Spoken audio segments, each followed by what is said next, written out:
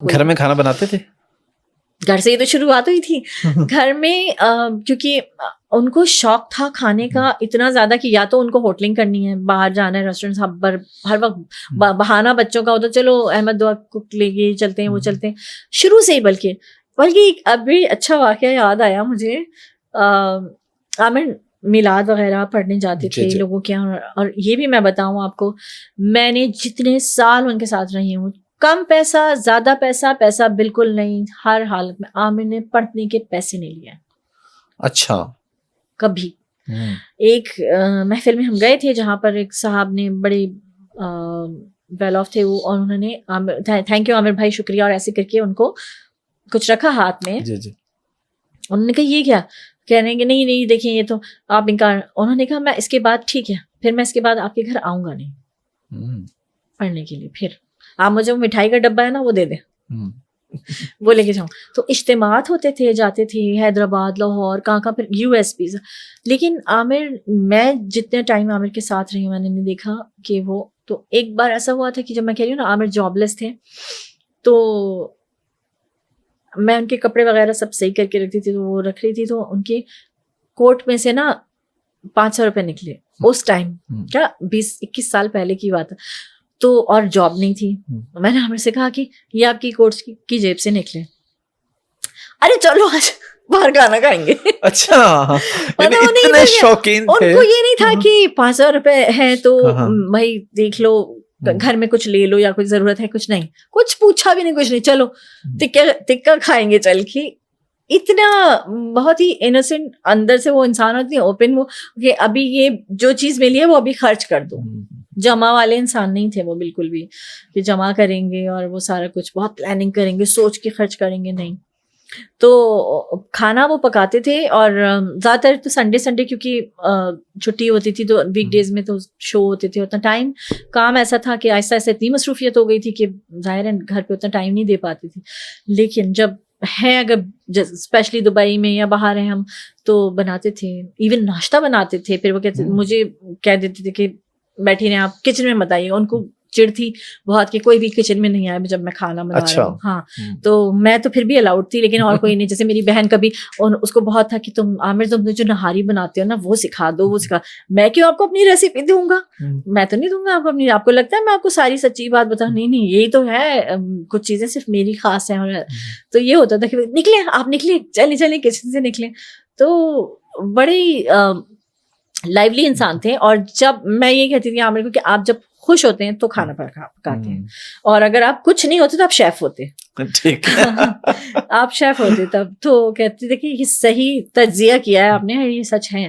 کھانے کا بہت شوق تھا, اور ہر طرح کا کھانا الگ, اپنے بھی کچھ کریٹ کرتے تھے ڈشز, تو بناتے تھے, بالکل بناتے تھے. ظاہر ریگولر تو نہیں, کیونکہ وہ میرا ہی ذمہ داری ہے. اور تو کرنٹلی آپ کی ذاتی کیا مصروفیات ہوتی ہے؟ اب تو بچے بڑے ہو گئے ہیں, پڑھ رہے ہیں, تو آپ سارا دن کیا کرتی ہیں؟ کوئی ابھی تو میرا ایک شو پی ٹی وی سے جی وہ ہے, جی بالکل, تو اس کی ریکارڈنگز میں تھی لگی ہوئی. پھر تھوڑا بہت کی آپ کو پتہ ہے ذمہ داریاں دوسری ٹائپ کی, ایک سال سے بس یہ کچھ ایشوز ہیں جس میں پھنسی ہوئی ہوں. انشاءاللہ اللہ تعالیٰ سرخرو کرے گا. تو بلکہ سب سے اس جلدی آپ لوگوں کو اللہ سرخرو کرے, اور دعا کیجیے کہ ان کو اللہ انصاف, کیونکہ ان کے انصاف کے لیے ہے یہ, اور ایک ایگزامپل سیٹ کرنے کے لیے ہے کہ کبھی آئندہ کسی کو یہ ہمت نہ کریں, کیونکہ یہ آسان نہیں ہوتا. یہ کوئی کھیل نہیں ہے زندگی. آپ پہلے تو لوگ, پیسہ ایک ایسی چیز ہے, آپ کو بھی پتہ ہے کہ آج کل پیسے کے لیے کچھ بھی والا سین ہے. تو آپ پیسہ بھی کھا جاؤ, فیملی بھی کھا جاؤ, سب کچھ کھا جاؤ, پورا انسان ہی کھا جاؤ. تو ہر انسان یہ یاد رکھے کہ ہمیں بھی مرنا ہے, کوئی بھی یہاں پر ہمیشہ نہیں رہے گا. اور اپنی قبر یاد رہے گی تو بہت سارے گناہوں سے تو ویسے بندہ سنبھل جائے گا. قبر ہی تو بھولا ہوا انسان. بالکل. Thank you very much for your time. بہت شکریہ آپ کا, بہت اچھا لگا آپ سے بات کر کے, اور بلکہ آپ کے ساتھ میں وہ باتیں شیئر کر گئی جو میرے خیال میں نے سوچا تھا میں کبھی کروں گی نہیں, پر مجھے لگتا تھا کہ ہاں ان کی بہت ساری چیزیں, تو کہتے ہیں نا خزانہ ہے. تو بہت ساری چیزیں پر عامر کی فینس کے لیے اور ان کے ویورز کے لیے خاص طور پہ جو وہ عامر بھائی آج بھی مجھے لکھتے رہتے ہیں فیس بک پہ, ہر جگہ جہاں میں پوسٹ کر دوں کچھ نہ کچھ کامنٹ میں عامر کا نام آتا ہے.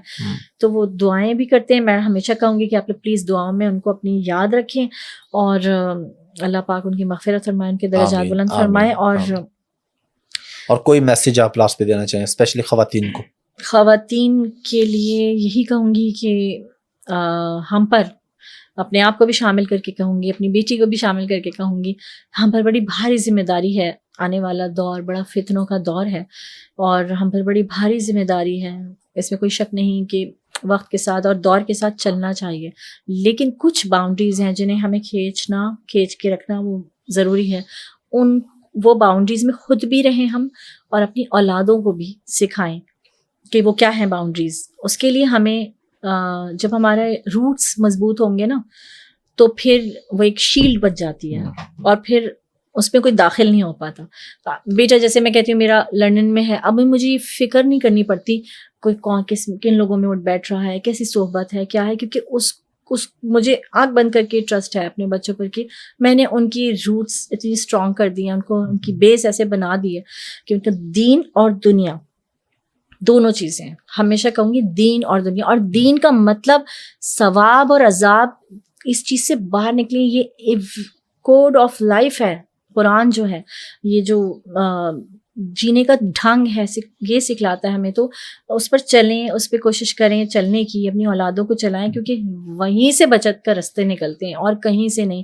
ہم دنیا میں اتنے کھو گئے ہیں حافظ صاحب کہ وہ چیزیں بھول ہی گئے ہیں کہ واپسی کا سفر تو یہاں, تو پھر اگین حدیث مبارکہ کا مفہوم بیان کروں گی کہ یہاں ایسے رہو کہ جیسے تو مسافر ہو, گزرنا ہے, تو یہ گزرگاہ ہے, بس یہ دنیا تو گزرگاہ ہے. اب اس کو آپ نے اصل منزل وہ ہے, تو منزل کی تیاری کرنی ہے. سفر میں جتنا بس زیادہ سفر جو جتنا چاہیے ہوتا ہے تھوڑا ہی لے کے جاتے ہیں نا, سوٹ کیس میں ضرورت کا سامان رکھو. جی بالکل ضرورت کا سامان رکھو سوٹ کیس میں. تو وہ یہ جو دنیاوی سوٹ کیس ہے نا, اس میں ضرورت کا سامان رکھیں, اس سے اتنا نہیں جڑ جائیں کہ جب چھوڑنے لگے نا تو بڑی تکلیف ہو. پھر چھوڑتے ہیں تو ورثہ کے لیے چھوڑ کے چلے جاتے ہیں.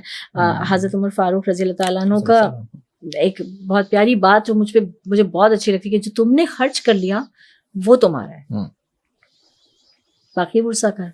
تو خرچ کریں, لوگوں کی مدد کریں, اپنے اوپر بھی, اپنی جو آپ